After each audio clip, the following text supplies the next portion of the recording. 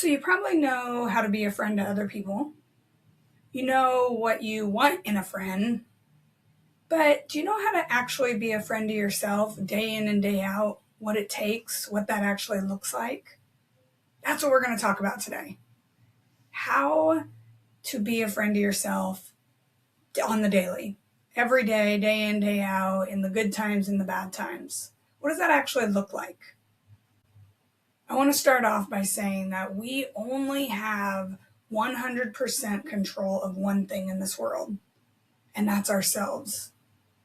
What we say, what we do, how we feel, how we act, how we think. We actually have control of that. We don't have control of anybody else. What others say, what they do, what they think, how they feel. We don't even have control of what they think of us or how they interpret what we say and do. We just don't. And we try hard. We know that, but yet we still try. But we can't control that. We can only control ourselves, how we act, how we behave, how we respond to the outside world and what happens out there and around us. But we get that control. We have that power. Take that power back. Because sometimes I think we forget that. We forget that we actually can control how we act, how we think, the words we say, what we don't say, what we don't do. We control all that. But to be able to actually implement that control, you have to know yourself. You have to understand yourself. You have to understand why you do and say the things you do. What's behind them? What's the motivation? What's the intention? What triggers you? You have to know yourself. And that comes by hanging out with yourself, actually getting to know yourself without any other distractions, without society's pressure, just you and you hanging out, getting to know each other, and being genuine and kind and finding compassion, giving yourself a break, being curious with yourself. Because then you know the secrets. You know why you say what you say, why you do the things you do, why you throw that little stab, why you get irritated by someone saying this, why you get pissed off about this, why this bothers you so much, why you react to this, why you hold back, why you bite your tongue over here. You understand all that, and that gives you that power because you know your own secrets. You know what the intentions are, what the motivations are, the reasons behind it. And so then you can control that because you get it, you understand it. When we become friends with ourselves, it makes life so much easier because we get it. It makes handling and working with other people, dealing with other people easier because we have learned to deal with ourselves. We're our own worst critic. So if we can actually work through things and handle and deal with and understand ourselves, other people, it's easier to work with and understand and deal with them. We have more compassion for others because we have compassion for ourselves. We can be more curious and empathetic with others because we're empathetic and curious with ourselves. We can be better friends with others because we become better friends with ourselves. And so we have this practice and we've worked through it all with ourselves. And so when it goes to other people, it's a little easier. When someone makes a mistake, it's not, you understand it's a mistake because you've been able to work through your own mistakes. So often when we make a mistake and we're not friends with ourselves, we just beat ourselves up. So when someone else makes a mistake, we do the same.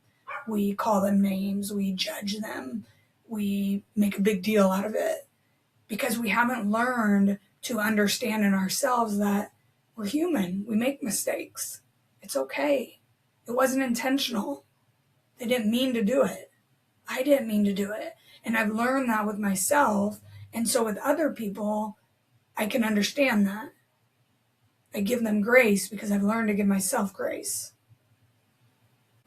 And so with knowing yourself and understanding yourself and becoming that friend to yourself, it really starts with the golden rule.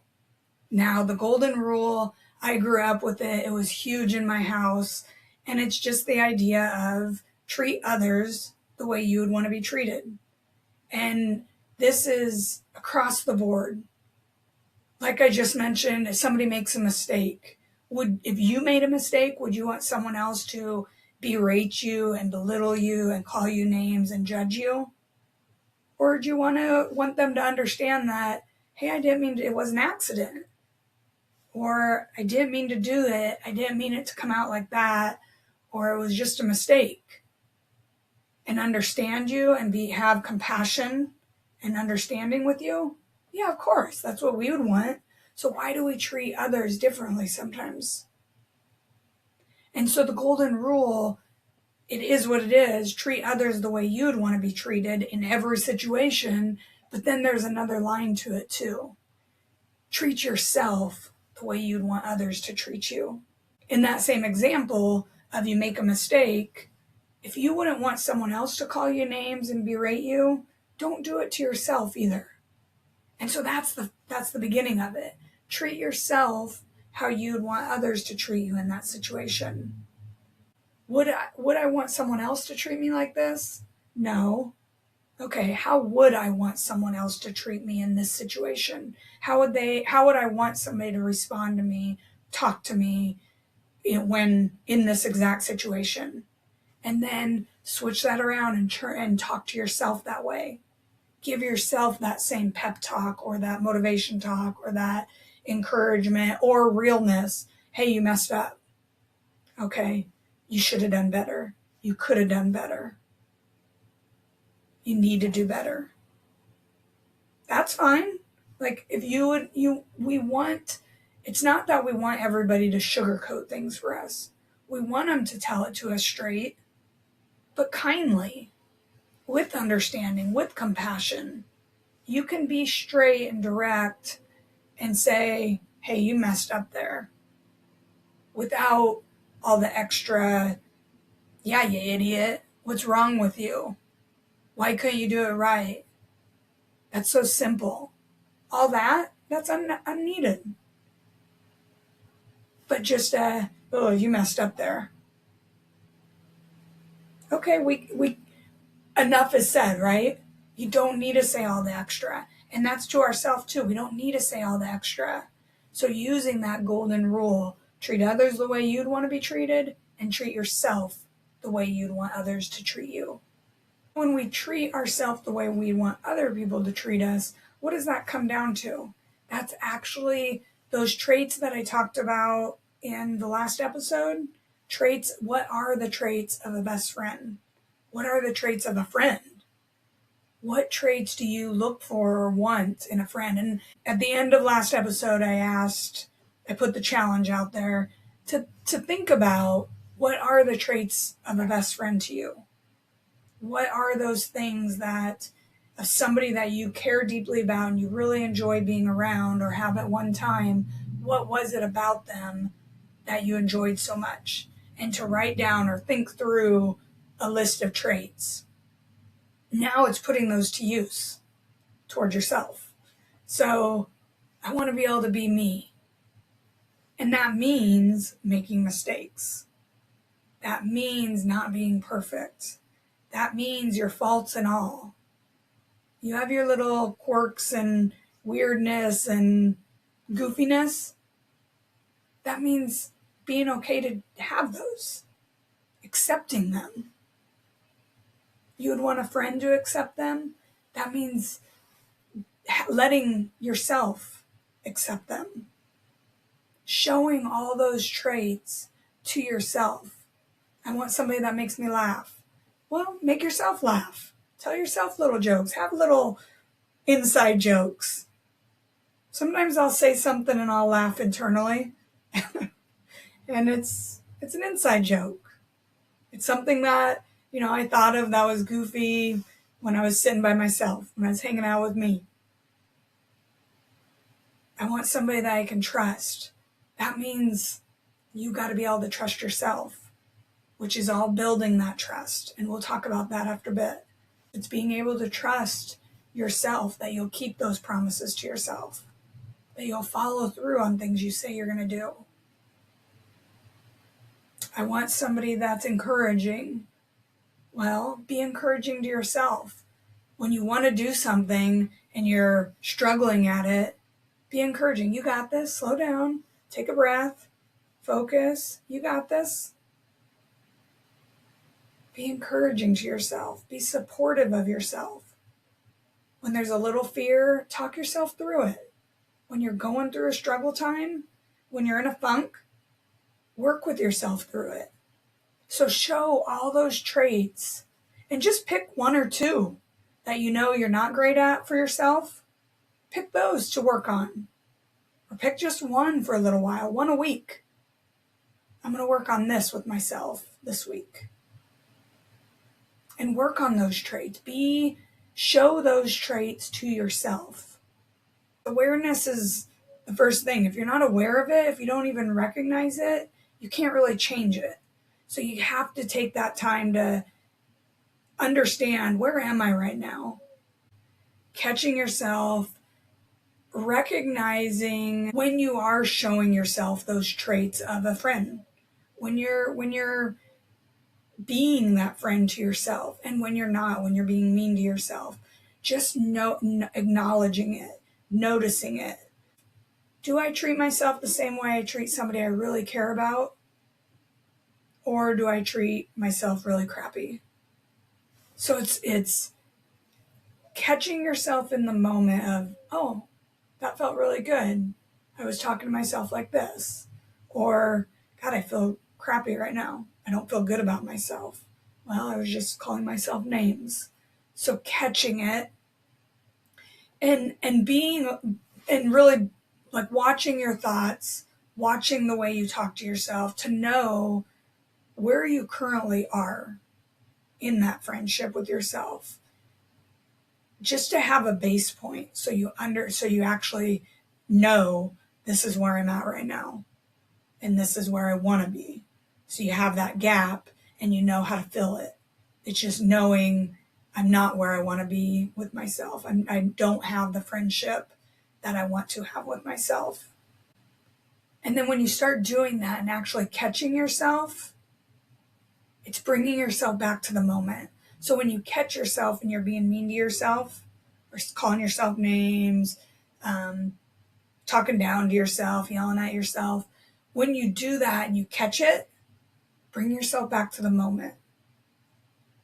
And you can ask yourself, remember the golden rule, would I want someone else to treat me like this? No. Okay, how would I want them to treat me? Then you can change that up and talk to yourself that way. Change up how you're talking to yourself. Change up how you're thinking about yourself. And then with those traits, like building that relationship. So I build that relationship by trying to build the trust with myself, trying to keep promises that I make to myself, small ones, even the smallest ones. I'm going to work out tonight. I'm going to go for a walk after dinner. I'm going to not watch TV tonight. I'm going to stop looking at my phone at 7:00. I'm going to post this short tonight.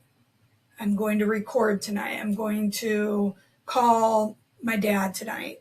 Anything, the smallest things that, so if I told myself that I'm going to call my dad tonight and I didn't do it, nobody else would know, but I would know. And that's breaking a little trust because I'm not keeping that promise. And you can say promise, or I'm just not following through with what I say I'm going to do. And that breaks that trust with ourselves. And it deteriorates the relationship. What you tell yourself you're going to do, what you say I'm going to do, follow through on it. That builds that trust and it feels good. It's like, okay, I got this. Yeah, I followed through on that. I did that. And it feels good. So that's a good way to start building that relationship. And then lastly, to build that relationship and just in general, listen for that friend within, that voice that is encouraging, that is motivating, that is kind and compassionate and understanding and forgiving. Listen for it. Even if you don't follow it, hearing it is a win because you're starting to notice it. You're noticing that friend. And so if you can put all these together, you start learning more about yourself, why you do the things you do, why you say the things you say. And it's in a curiosity, a truly genuinely wanting to know way. It's not in a judgmental way, it's not in a mean way, it's not in a critical way. It's that you genuinely want to know what irks you, what pisses you off, what bothers you, what's the motivation or intention behind the things you say and do. Why do you take that stab at somebody?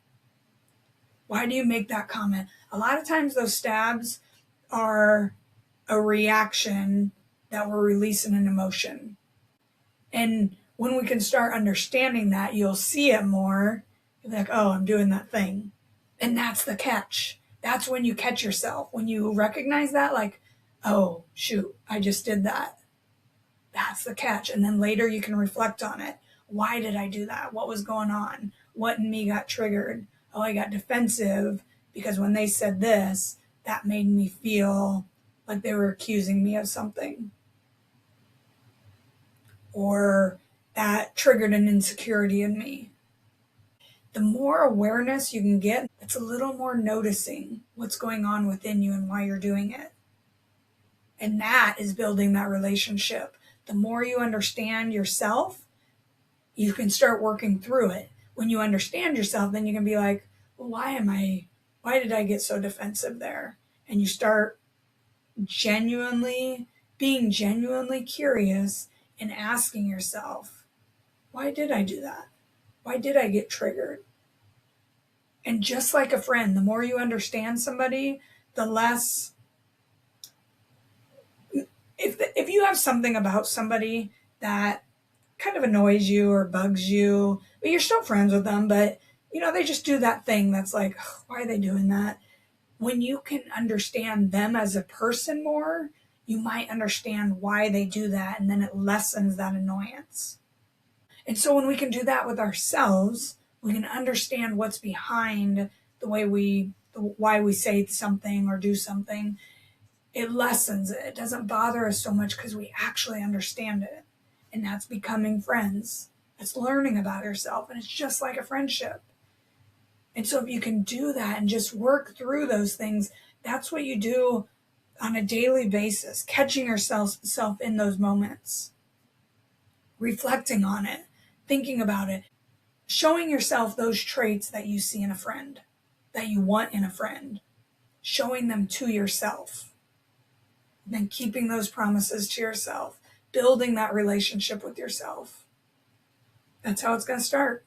And then it just builds, because the more you start noticing, the more you want this, and you'll feel it. Okay, I was kind of nice to myself. That felt good. And if you can just sit with yourself, I'm telling you, 5 minutes, no distractions, just, all right, what's going on today? What's on your mind? And something's going to come up. There's going to be a situation that comes up, and let yourself go there. And even if it's uncomfortable, 5 minutes. 5 minutes goes by so fast. Just give it 5 minutes with yourself. And then you'll want it a little longer and a little longer until you start enjoying time with yourself. No distractions, just actually having real conversations with yourself. Try it.